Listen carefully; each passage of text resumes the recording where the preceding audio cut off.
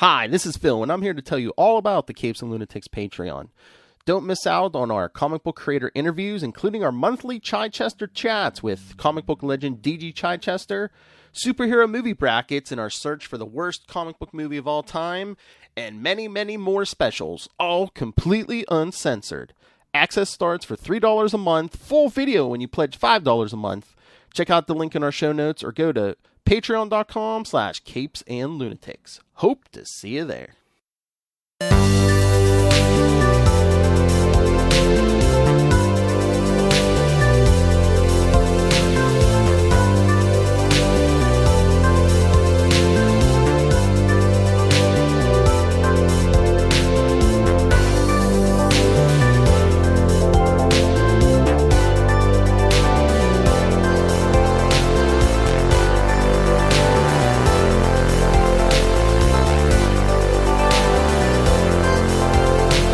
Avast me hearties, and welcome once again to Full Stream Ahead. Arr. I be the captain of this desert ship, Charlie, the Professor. And with me, as always, is me skinny rich friend. It's Mozz. Hey, Mozz, so glad to have you here for Full Stream Ahead. Sorry, as we discussed... Yes, Moon Knight, Season 1, Episode 2, Summon the Suit. With little time to react, Steven is thrust into a war of the gods as a mysterious partner arrives. Our directors this week are Justin Benson and Aaron Moorhead. Our writers are, of course, Michael Castelline. Let's get all the who gets our written by credit. Created for television by Jeremy Slater. The characters and creator is by Doug Monick. Don Perlin also gets the character credit for just writing the comic books. And, of course, Daniel Iman is our hardest working man in show business this week. Daniel is the staff writer. Alrighty. This is fun, because we end off on what looks like the big beatdown battle. And then we cut to little Stevie Grant waking up in his bed, still tied to the post. And, you know, the whole thing is that it clearly appears to be this dream within a dream kind of concept, but he also knows we just did that. He knows not to trust that this was all, you know, that this was much less yielding than a dream, you know? Yeah. So, I mean, reality. It seems to me that Matt is responsible for all the retaping, the resetting of the sand before he goes back to bed, right? But at a certain point, he knows that Steven knows. So then why bother putting up the charade, right? So maybe it's not him? I mean, well, that is, as they say in the business, the $6,400 question. Is it that Mark knows that Steve knows? Is it that Mark? Well, he knows. Is Mark still knows trying that to maintain Steve knows the masquerade? they've been talking, right? So they've been but together on adventures. So why bother with? Yeah. So now I'm beginning to think that it's not him at all. Well, and that's the other possibility. That is, of course, the other alter possibility.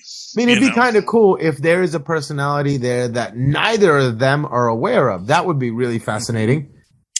And that may be the case, that we may get that Jake Lockley, not Loxley, as I previously said erroneously, Lockley character may be that third persona that the other two are unaware of.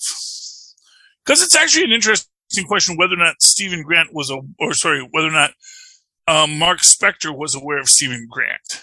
And it's an interesting question. Like, is Mark Spector just adapting to the revelation of Stephen Grant? Or did he know that Stephen Grant existed prior to this moment, prior to Stephen Grant waking up in his life, or him waking up in Stephen Grant's life, as it were? You know? That's where all these things get a bit more complex and a bit more different than what we imagine. But as it is structured, it's very interesting at the beginning, because of course he leaps out of bed and you get that sound, which I love, to show that he's still tied to the bed, that, everything that he thinks he's avoiding is actually still moving forward. And then you have him dealing with going to work, and they're, coordinating things off. And they say, well, Pipe's back, and he goes, okay, have you watched the security footage yet? And he thinks everyone's going to see the jackal monster and him coming out in his armor and all this stuff. I think his first thought is, oh, are they going to catch me? And then he's like, but wait a second. Yeah, they're probably going to see, so it's kind of okay. I think his first thought was, oh no, am I in trouble? But then he's like, wait a second, I can't get in trouble. They're going to see. Okay, so let's go. Well, you'd like to think that, but like vampires not appearing in mirrors, jackal gods do not appear to those without the second sight. And that is the crux of the problem.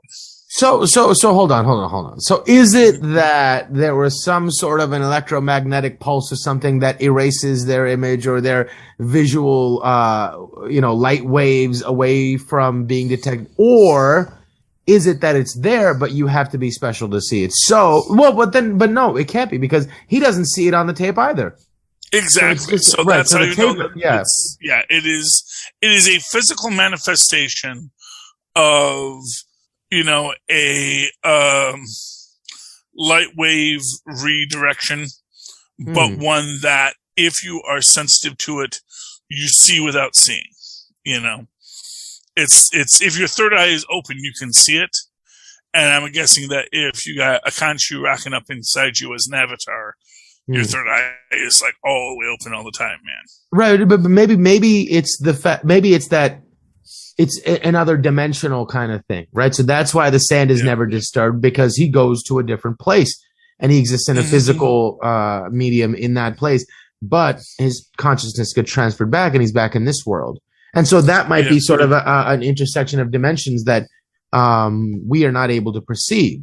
He is, because they definitely have a lot of fun with the jump cuts, let's say, where there's a lot of real missing from this daring escape, and of course, thanks to Moon Knight's spectacular powers, he naturally escaped unharmed. It is just that kind of it's a great tool for the author in this case to use. Well, he can still get away with it. Obviously, eventually he is not going to be able to get away with it because it's a lot to ask of people to say, oh, yeah, he just woke up in the bed the next day. All was well. Yeah. I mean, I think that's also sort of like building up the legend. It's like they know it's going to pay off, and we know it's going to pay off. But at first they'd be like, oh, I wonder how that went down, or I wonder how that happened. They gave us a slight glimpse of Moon Knight beating up the Hound. And that was it. And then they teased us with that. It's like, now imagine how he got out of that. And the truth is that the audience is always the better writer than the writer. That is the first rule of writing. The audience always, oh man, I can imagine how that went. Yeah, don't tell me, because that's just going to ruin it. Right. It's why prequels are always risky. Because no, I had headcanon about that. Please don't. That's not what happened. You mean I was wrong? How dare you? How dare you? How dare you tell me that Chewbacca and Han Solo were not lovers from the start? Jail cell romance, man. It happens. Moving right along.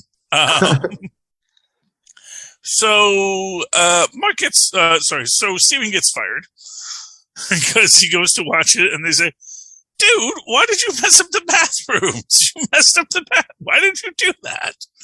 But everybody there is in on it, right? No. people can be in there because it's a public museum, like he said in the No, first but episode. I got the sense like all the people that were working there were betraying him, and then they had the symbol on their arm, so it felt like, oh, a lot of people there were part of the conspiracy.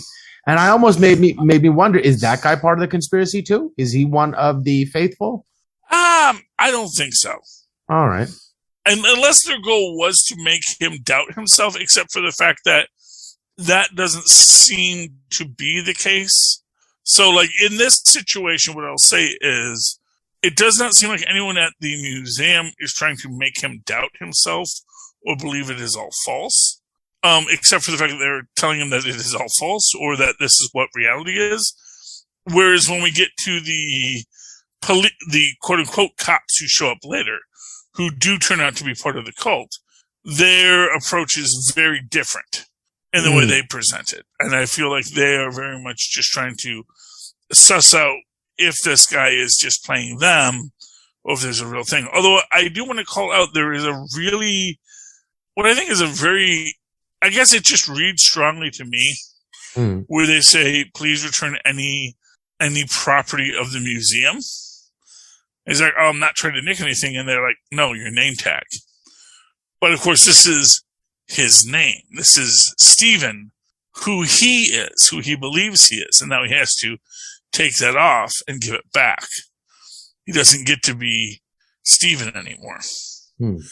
At least, symbolically as we're watching the story. So I think that is a key point to it, that he has to give back his name tag.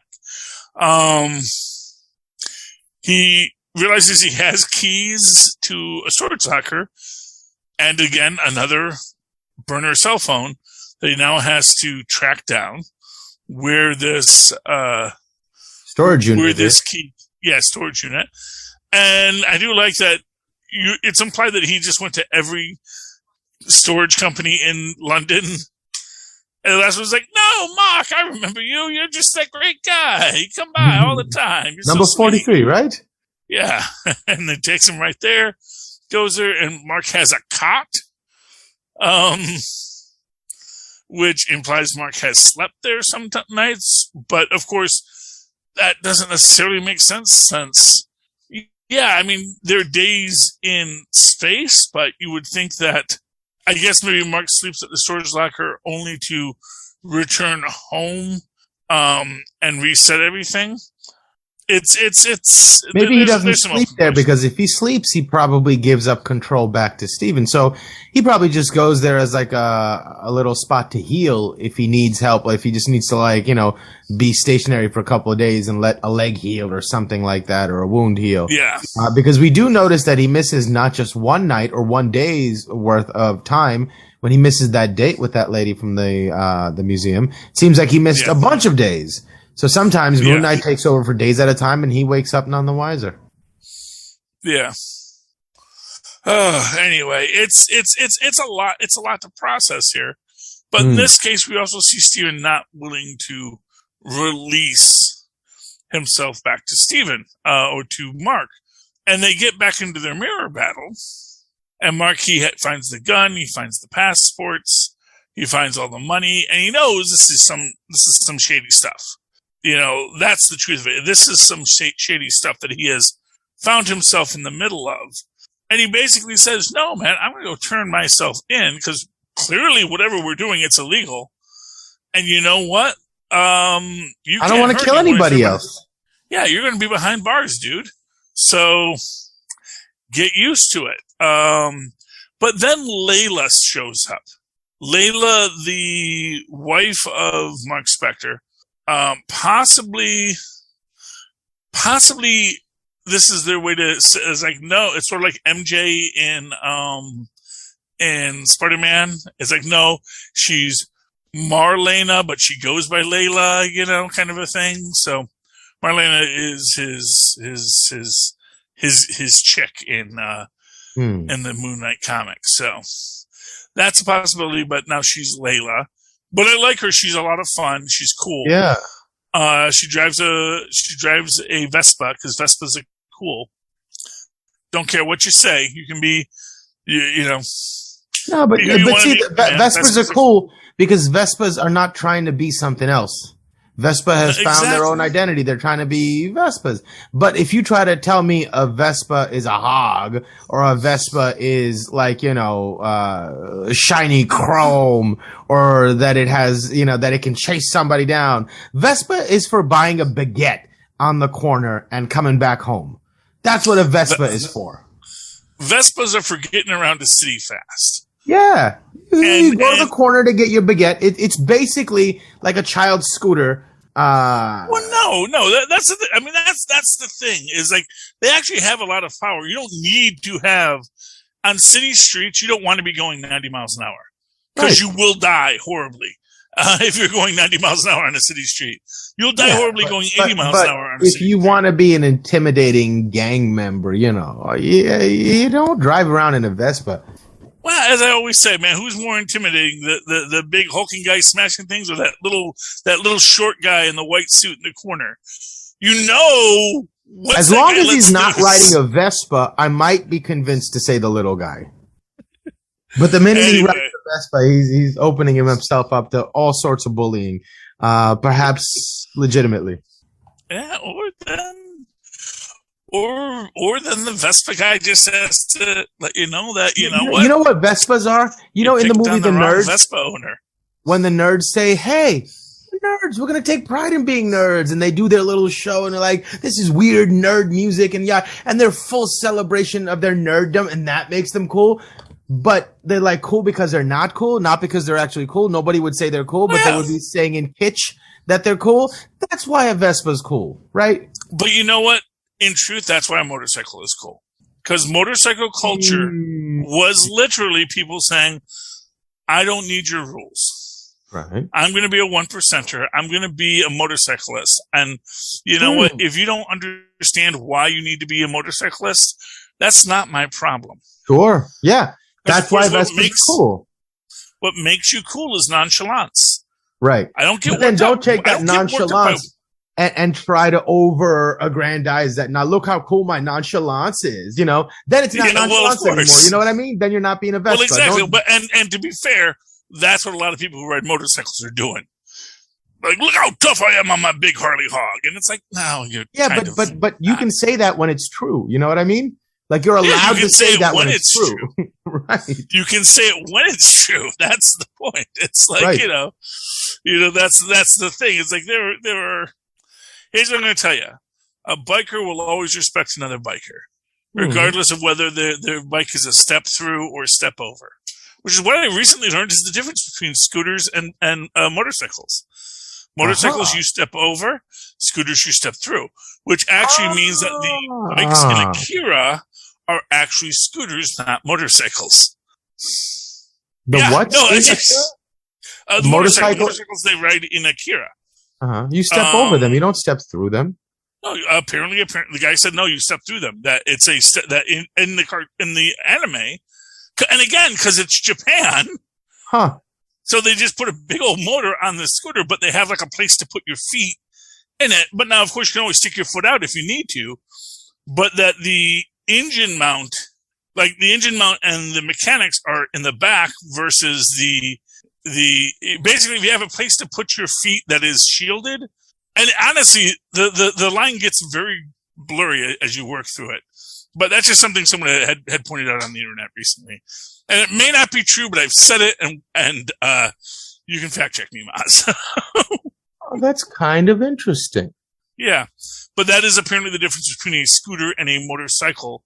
Is motorcycles, and I mean honestly, it's actually, if you want to get into old school stuff, it's a straight bar versus a curved bar. Because if you remember, on a girl bike, the bar is curved. And can you see that? See, those are scooters. Interesting. So that little thing right there, the little divot, like you step through it, I guess. Yeah, that's a step through. So all the engine and the works are in the back. How interesting! How interesting! Wow. Well, there you go, man. Maybe there is a cool scooter out there. There are cool scooters out there, man. Yeah. Go figure. See, we all learn stuff new every day. But anyway, in this one, and of course, to show you about being uncool on a scooter, Steve is holding Layla's shoulders. He's like, It's making me feel really weird you're holding me like that. And he's like, well, how do you want me to hold you? And it's like, I just met you. Yeah, exactly. It's this thing, Don't want to be giving you the Heimlich. Right. And I don't know if the limited time that that Steven's been around that he's ever ridden on the back of a motorcycle or a Vespa. Well, I mean, that's probably not. Probably he probably walks everywhere. He's a city boy. He walks everywhere. He takes mass transit. I will imagine in his memory he grew up, in Coronation Place, and walked out. Like, those are pieces of memory that sort of are like foggy and vague and never visited, so they just live in the back as filler that's not really well defined. Well, exactly. That's the thing. It's like, how many times do you think about how you got yourself to school every day? It's like, you rode the bus a few times. Of course I did. You remember certain, maybe one incident or another, but, as sort of happened in the great Bill Murray comedy, Scrooged, when the Ghost of Christmas Past says, that didn't happen to you. That happened to the kid on My Three Sons. That was not your childhood memories, not what you actually did. It was what these people on television did. Funny. So what's the difference from your perspective? Especially if it had the same effect on you building who you are as it would have on that character. So it doesn't matter if I had this event happen to me in my life. If I remember this event, it may be just as powerful. And that, of course, is the power of stories and storytellers. You don't need to be Steve Rogers. You just have to understand why Steve Rogers is Steve Rogers and internalize being Steve Rogers yourself. As an example, But we do get in this, there's this urge to escape. They find the scarab. Layla's mad because she's like, are you trying to sell this out from under me? What are you doing here? Because she's still not understanding exactly what she's dealing with Stephen. Right. Although I get the feeling by the end of it, she kind of like, oh, F. When they're locked in the room and he's like, I can't. And she's like, oh, something's really wrong with Mark. This isn't just him taking on another identity. This is someone who emotionally can't handle this. And I've got to figure out a way for us to get out of here. Which is beautiful in its moment. As a moment, that is a beautiful moment in this series. Right, because you don't have to be the superhero to be the hero. Oh, yeah. Right? No, and honestly, I would say Layla is as much a superhero in this as... And when her superpowered, suited friend wasn't available, or her husband, right, wasn't available to get them out of this situation, it was like, all right, I guess I have to deal with this. And she was just like, boom, just there. And that was pretty cool. She's like, yeah, let's get it done. We have to get it done. Not an ounce of cautiousness or fear. She's just like, okay, now it's my responsibility. Let's go. I thought that was really cool. And to that further point, you have the idea that what is Stephen but the last bit of moral humanity left? Ooh, in the collective of their beings. Exactly, because he is the guy who sees through Harrow immediately. What if he separated these personalities to protect that piece of himself? The same way he's discluding Layla from the situation to protect her from Khonshu and from, whatever other danger may befall them as a consequence. But what if it's an interesting point. He's trying to protect that piece of himself that's still good because there's a lot of bad that he's been forced to do and he doesn't like himself so much. So he took the last little piece of his goodness and stuck it away in this personality and tried to shield it from all the bad he has to do. So that maybe once he's able to let go, there's still a piece of him whose favorite poem is the same favorite poem as his wife. Well, so that's the piece of himself he's saving for the reunion, perhaps. Yeah, that he's keeping safe. I mean, that is the idea in this. Within the idea and this is what I think is great about Steven, and I think we see this. I think we're going to see more of this when they utilize the Steven character. It is going to be this idea that this is the one who says heroes don't kill. Heroes don't do these things. Like, this is what separates us. And this is the part that Mark wanted to have safe. And I think within this structure, when he is conversing with Harrow, I think that a character like Mark is very much going to be almost easily swayed by the argument, kill Hitler as a baby. You just killed Hitler as a baby. We know what Hitler would have done. Amat knows what Hitler would have done. Why don't we just judge him then and avoid all the trouble? But of course, to someone like Steven, he's going to say no, because Hitler hasn't done that yet. It's actually funny because that was one of these things that one of my favorite Saturday morning breakfast cartoons, which is a series of very intellectual, poorly drawn comic strips on Facebook you'll find. Oh. And it's this idea of why the aliens say, I'm sorry, humans, you can't join the Intergalactic Alliance. You're too inherently violent. And he says, what do you mean? He says, well, take Hitler.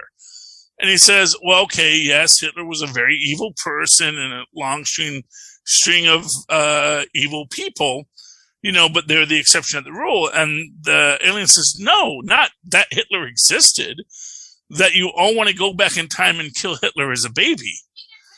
Okay, you can tell me about Hitler after I finish my joke. Okay. And then the alien says, no, but that's the problem. None of you ever think to go back in time and, give his mom a headache before he's born, or to do something other than just violently kill Hitler, or even, as I always say, go back in time and just make sure he has a decent childhood so it's not horrible and he doesn't turn into a monster. That's the thing. Why don't you go back and, if you really want to say, if you're going to go further back and further back and further back, what were the socioeconomic conditions under which he grew up in? And then now we have to have a conversation about all the wrongs that all of us collectively are responsible for. Yeah, and we realize, what, we've always been living in the evil mirror dimension. We just didn't want to admit it. Tristan, what did you want to say about killing baby Hitler?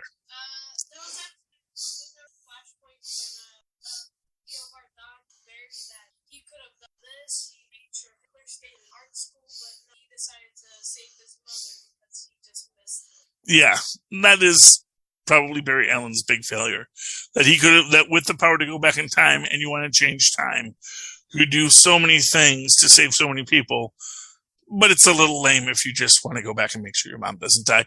But at the same time, wouldn't you want to save your mom? It's it's hard to say that was the failure. So, but yes, good point to add in there, Tristan. I do appreciate that. I hope you could pick him up on the mic. And my point in saying, that perhaps we should look at the environment that he grew up in and how we can fix the world at large so things like that don't happen is not to say that as an excuse for the character or the person of Hitler, but that is to say that propensity lies in society significantly, and we need to be aware of it and manage those points of choices where those things can happen as a lesson, that it's all possible for us to do it again.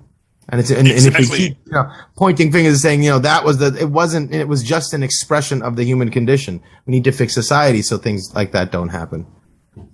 Exactly. And you know what, Tristan? What do you get when you take a mentally unstable person and put them in a society that doesn't care for them at all? You get what you deserve. Yeah, okay. I've been trying to teach Tristan that's the answer that I would say. It's hopefully the people rise above their situation, because that's what we have to do. We all have to do that all the time, every day. But yes, but you do get what you deserve, and that's sort of what a Hitler is I guess we had that coming, I mean, and that's the thing, is if you start off with a world with, chattel slavery in the U.S., it's going to go, I don't know where we think we're going at the end of this, but, hopefully, like we said, we realize the error of our ways and we start to do better. Right. Oh, guy with the, well, you say that all the time, Tristan. only say that when there's a guy with a clown skin. Yeah, there's a lot of people with he has his Oculus, so he's playing a lot of VR games, and whenever he sees the clown skin, he has to.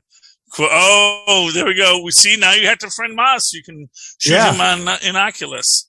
Yeah, please. I can go on my Oculus account. Yeah. Okay. Great. Yeah. So we'll connect you two, and you guys can play together. Right on. Although I play mostly golf. He plays mostly golf. Do you want to knock some? Oh, well, that's what happens when you're a skinny rich person like Mozz. You can afford to play golf. Or you get old and all the moving around and the aiming, and it's like, can't you just play a nice, calm little game of golf? I don't want to, like, playing video games of shooting people on a controller is fine because it's right here. But when you have to get up and move around, like, man, this is exhausting. Let me sit down for a second. Let's play some golf. Yeah, that's where I've ended up. That's fine, Mozz. I agree 100%, quite frankly. So anyway, getting back to our story. But yeah, I did think that was a really important point. I think both of those characters' real central points in this episode. Both Stephen Grant just seeing completely through the falderall of fascism. Saying, well, if we just kill all the evil babies, then there will only be nice people left. Argument as not.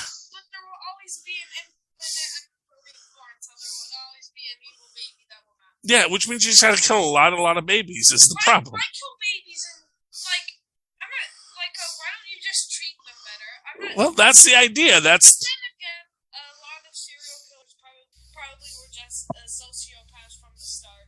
Well, not necessarily, or they were sociopaths because their parents were sociopaths. It's, there's a whole, like I said, the whole nature-nurture problem breaks down when you realize that, oh man, everybody who was born had the nurturing of people who made them, and they might not have been the best people to make them, Which gets you into eugenics, which is a whole other scary place to be that no one wants to get into.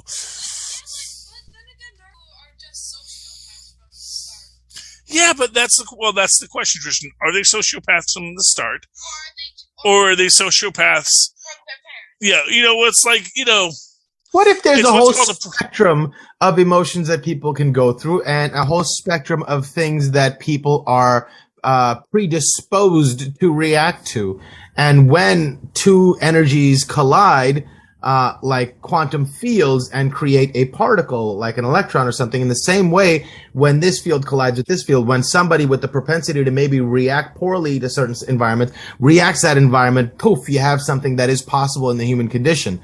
And that gets to express itself. Well, exactly. And that is the reality, is that, some people are predisposed to social pathology. Some people are predisposed to psychopathology. Some people are predisposed to cancer. You can't, and really the difference is similar, Should no person be allowed to smoke because some people will get cancer? Well, a lot of people get cancer, so maybe there's an argument to be made. Hey, but I actually think that the idea that, some personal responsibility is important, but also that there's a societal responsibility to say, dude, that's going to give you cancer.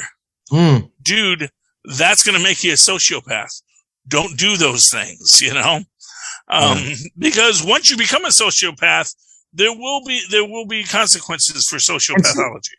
There's this old poem I saw on Deaf Poetry, where the punchline at the end is, you will see hell coming when you forget about the poor people. Right. And that's, I think, what creates these giant situations where it's dangerous when a wild idea can take root and, rage like a fire in a field of dry hay. Because you allow people's quality of life to degrade so much that they have no other choice but wild ideas.